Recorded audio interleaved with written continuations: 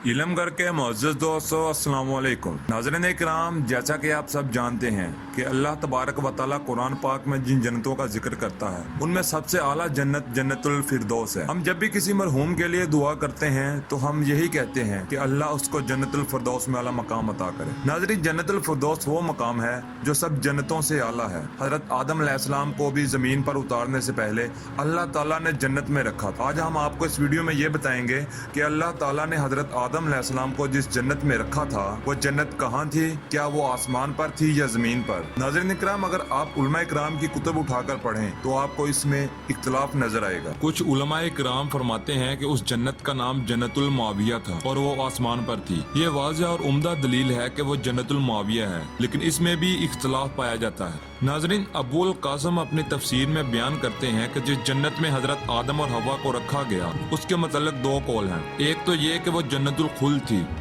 और दूसरा ये कि वो एक बाग था जिसको अल्लाह ताला ने उनके लिए तैयार किया था और उसको इम्तिहान गाह बनाया था। कुछ उलमा इकराम फरमाते हैं कि वो जन्नतुल खुल्द नहीं थी क्योंकि हजरत आदम अलैहिस्सलाम को एक दरख्त के पास जाने से मना किया गया था। हजरत आदम अलैहिस्सलाम वहाँ सोए भी और निकाले भी गए और शैतान भी दाखिल किया गया। ये बात जन्नतुल खुल्द के मुनाफी है। नाज़रीन इकराम, ज्यादा उलमा इकराम की राय ये है कि वो जन्नत जमीन पर ही थी और उन उलमा इकराम का जन्नत और जहन्नम पर कामिल यकीन है। एक जगह पे अल्लाह ताला ने इरशाद फरमाया जिसका मफहूम ये है, क्या मैं तुम्हारी रहनुमाई ऐसे दरख्त के मुतल्लिक़ करूँ जिसका फल खाने से हमेशा की नेमतें और लाजवाल बादशाही तुम्हें हासिल होगी। लेकिन शैतान की तरफ से ये झूठ और फरेब था, हकीकत का इससे कोई तल्लुक नहीं था। ये जो शैतान ने शजरतुल खुल्द का जिक्र किया है यानी हमेशगी का दरख्त, मुमकिन है कि इसका वजूद भी हो। जैसा कि इमाम बिन हम्मर रहमतुल्लाह अलैह ने फरमाया कि एक अहदीस मुबारका में आप सल्लल्लाहु अलैहि वसल्लम ने इरशाद फरमाया, जन्नत में एक ऐसा दरख्त है जिसके साये में एक सवार 100 साल तक चलता रहे तो भी उसका साया खत्म न होगा। नाज़रीन, जन्नत में हजरत आदम अलैहिस्सलाम से पहले हजरत हवा अलैहिस्सलाम दरख्त का फल खा चुकी थी और उन्होंने ही हजरत